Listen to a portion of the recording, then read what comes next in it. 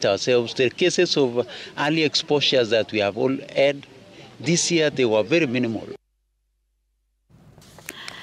Welcome back. You're watching the News Gang. That was a statement by the PS Education, Dr. Belio Kipsang. And I remember we were asking ourselves this question because since the exam started last week on Monday, every single day there's been a story about phones were confiscated, invigilators were arrested, a suspect was arrested, there were exam papers that were found. He's saying that there's actually been no exam that has actually been stolen. So is it, we're having so many cases because they're more vigilant this time, or there's more cheating in exams? I'll just throw this on the table and see what you all think. Maybe I start with you, Anju. You know, I was just seeing a government memo or a letter where they were suspending one of the social media applications called Telegram. Yes. That was a fake one, actually. Oh, it was a fake one? Yeah, it was a fake one. Okay, maybe I fell into that trap. But Telegram was actually one of the ones, I'm saying one of the platforms that were allegedly used to now cheat, because there were exam papers there and they were found in the phones of some of the students. Yeah. And we also don't know how far those exam papers really went. And we've even seen in the Facebook pages of DCI talking about the people they have really arrested. And you start wondering, is it that reforms in Kenya are only as valid as the person initiating them? Okay. Because in the past, we've had cases where someone like Matiang'i had really come out strongly to curb that vice. So is it that there's no institutionalization of reform such that when he's a minister, there's no cheating, and then when he's out, there's cheating, and then you wonder, does it disadvantages your average student who is working really hard while the other peers have exams with them? Speaking of education and how far the road has gone, when I was looking at what you were describing earlier about higher education and tertiary education, the people who make education policies in Kenya, the reason why they are so detached, it is because their children do not access those education schools. They are not using the same education system. I mean, your average, these top-level government officials, I would bet that their children attend the high-level private schools and different curriculums. So they wouldn't resonate. I mean, the other day, the CS of Treasury was saying that we'll have to pay some money for the government officials to access some special insurance, whatever that means.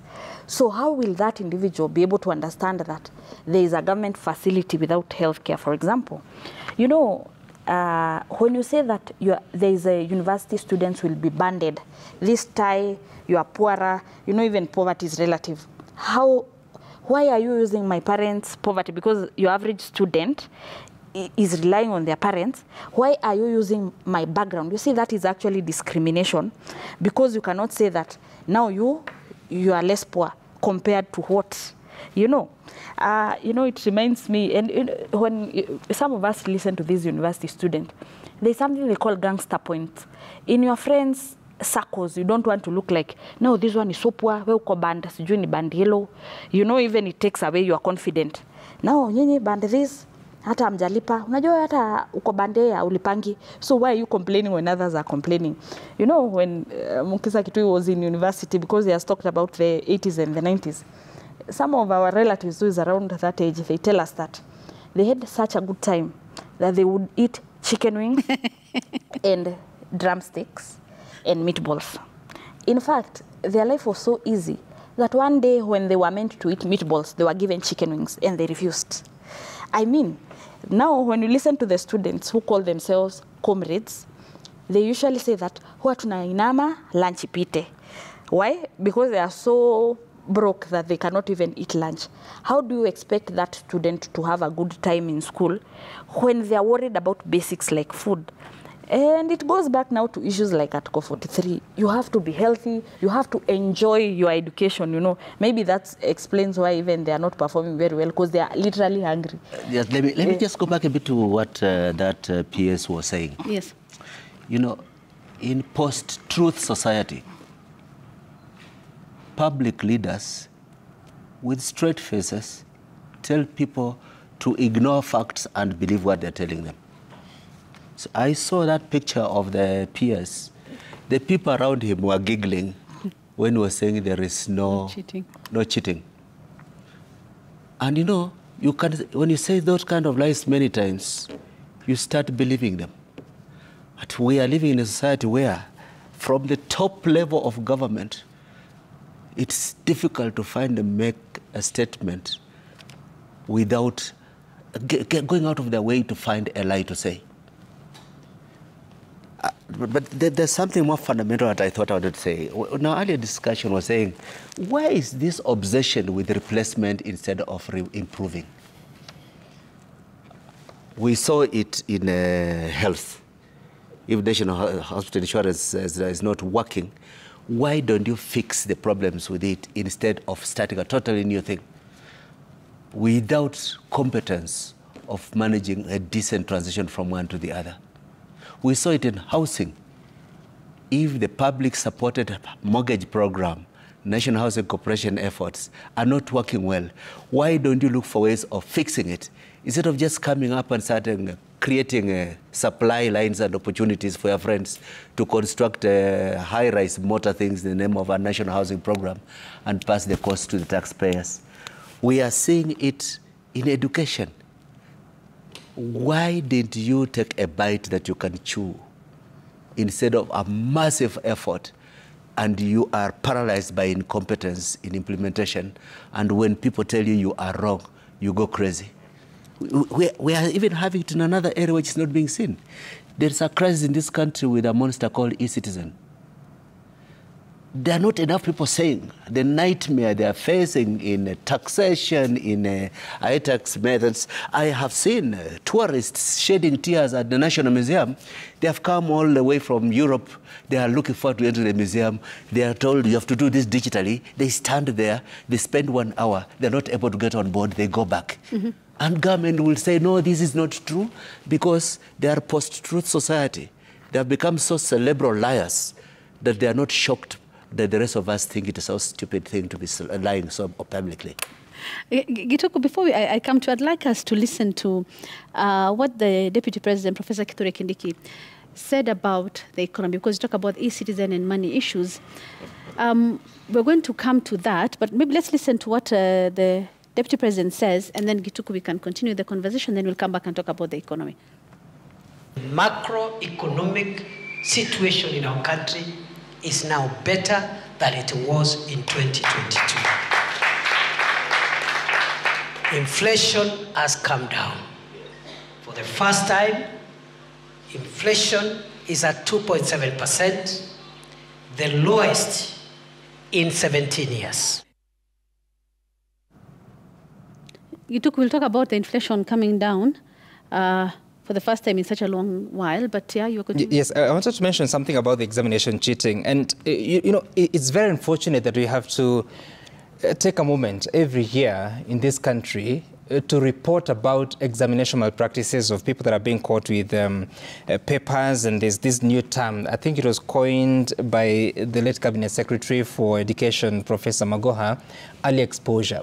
And, I mean, it's just bad manners by adults. The adults are failing the children, because there's a report that was presented to the Education Committee. They're investigating the examination cheating and irregularities in the examination season of 2022. And in that report, which we reflected on last year, time like this, they're talking about levies that are charged by schools, and they are for uplifting of academic grades, meaning that the boards of management agree with teachers and parents to have a levy that is essentially to help uplift grades. What is that? Because the teacher's work is to teach the students, to prepare them for examinations. What is to uplift, and what does it come with? Now, in that report, they spoke about the collusion between teachers, center managers, and invigilators. And they described a situation where you have the teachers are able to get early exposure, of course, through the collusion of the center manager, because they collect papers, go to the institution. And they, of course, there's a paper for the morning, sometimes mid-morning, and then the afternoon. So those papers can actually be accessed. So you find that teachers would get access to those papers, work on the problems. For instance, if you're talking about mathematics paper 1, so the teachers will do the exam itself. Then they will share those answers with the learners during break. And actually, we got reports, and the same was reflected in the report that was presented to the National Assembly Committee on Education, that you find examiners would find patterns while marking exams. They find that students are choosing consistently the same question, that they are giving the same answers to those questions. In fact, spelling mistakes were repeated. Then it will clearly tell you that there was a bit of collusion and how these learners were accessing the examination and even the answers. But then again, it also detailed of how examiners would report to the chief examiner. You would expect the chief examiner to take action. Yeah. Action was not taken, and they were threatened, first of all, and told to keep that information away from access to anybody else. And if you speak to examiners, they'll tell you as much, that they noticed patterns in certain regions of this country, but nothing happened. So for us to sit here and talk about that this menace is continuing, that we have reduced the instances of early exposure, yet there are people that were involved in these malpractices and nothing happened to them. In that report that I'm referring to, 68 cases were being pursued by the DCI. Out of those, more than 10 months later, 44 were still pending.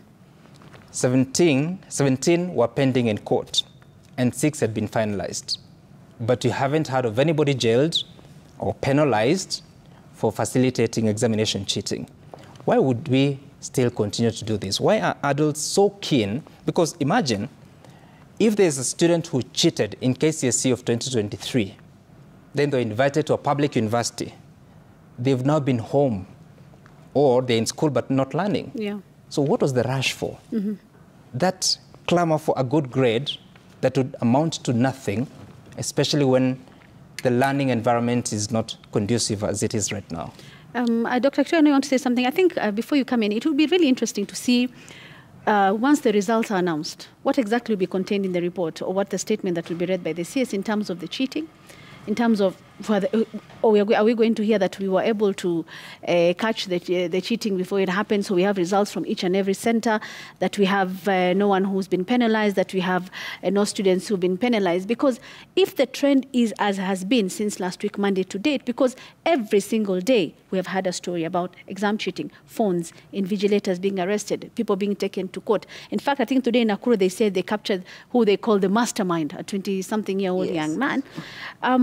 So do we expect to see any action taken, or do we expect to see exams maybe cancelled for a whole center, so that at least ionekane kwamba something is being done? I don't want to speculate. Yeah. I think this is a perfect fit of the cheating society. Yeah. That you tell people, in spite of the evidence, empirical evidence before your eyes, don't believe it. We are your leaders. We know something you don't know. So the facts you're looking at are not facts. But I just wanted to transit and say a few things about the statement that the economy is doing well. Yeah, I was going there and next. That Okay. you're comparing that with the 2022. Let me just say the difference between 2024 and 2022. Number one, we had a maturing debt in 2022, which we could not borrow on multilateral markets, the low-cost markets. We went to the commercial markets, the Eurobond, bought expensive debt in order to retire a cheap debt. Borrowed what higher interest rate than the interest rate of the debt we were paying. And there was a lot of celebration. There is evidence that we are able to manage our debts, which is just a childish thing to say, really. Secondly,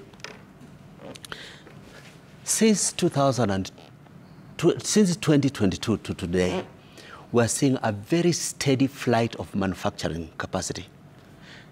Manufacturers in Kenya are relocating to Uganda and Tanzania because under the common market provisions, they have more competitive production environment in those countries with a lower cost of corruption and bureaucracy.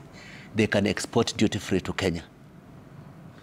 Number three, if there was no diaspora remittance, the Kenya shilling would already be much worse than it is right now. And the Ruto government cannot take credit for the presence of a Kenyan diaspora, which is so generously remitting money into this country. We are seeing a very steady decline of tourism to Kenya. We are seeing the sustained high cost of servicing, not just the international debt, domestic debt. The 2 billion shillings they have to pay every month as interest on domestic debts. And that's how we're seeing. Government is so greedy on living beyond its means.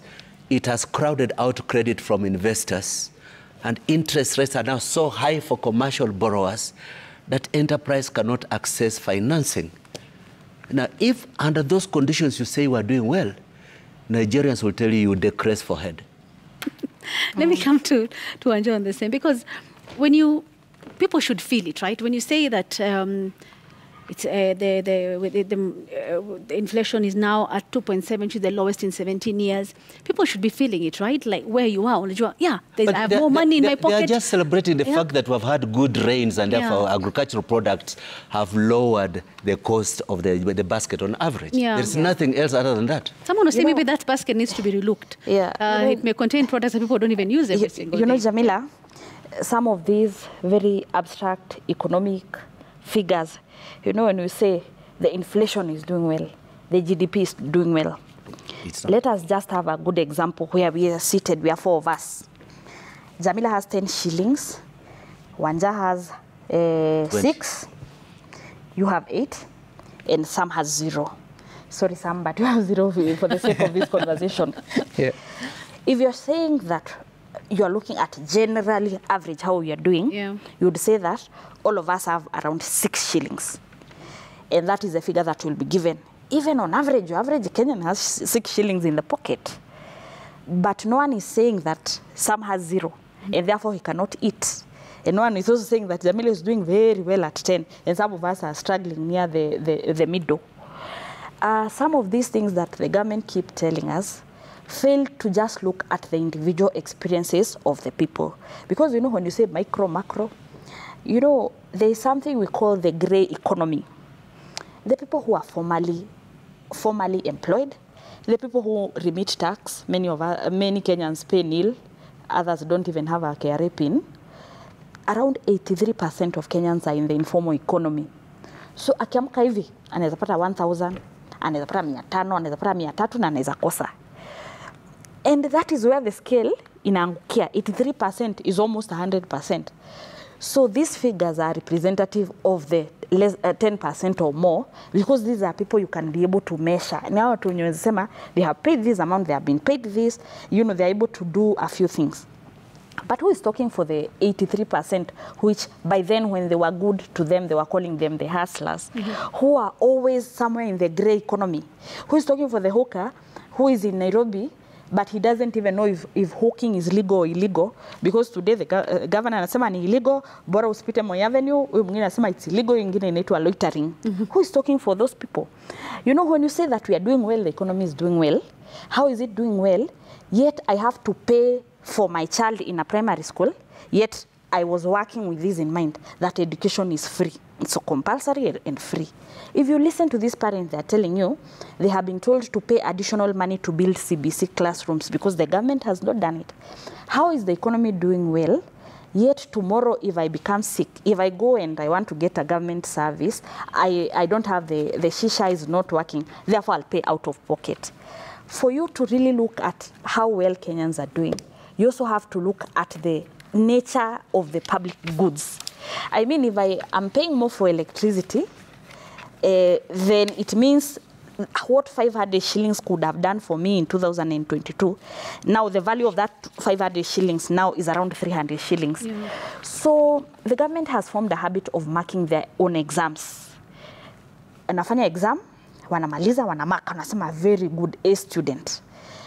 But why can this exam be given at least to independent people so that they can actually tell them that these people are not doing well? If you listen to Uber drivers or normal drivers, they'll tell you the trips have reduced.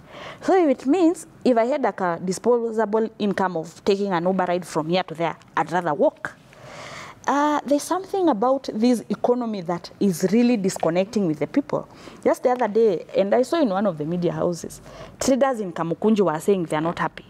Some of their products, they are being told they are counterfeit or contraband. They don't know that language.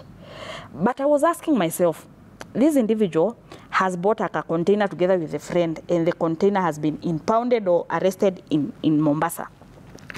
Now, what that does to that economy in Kamukunji, where sometimes some of us go, is that the lady who brings chapati to them when they are trading will not be able to sell the chapati.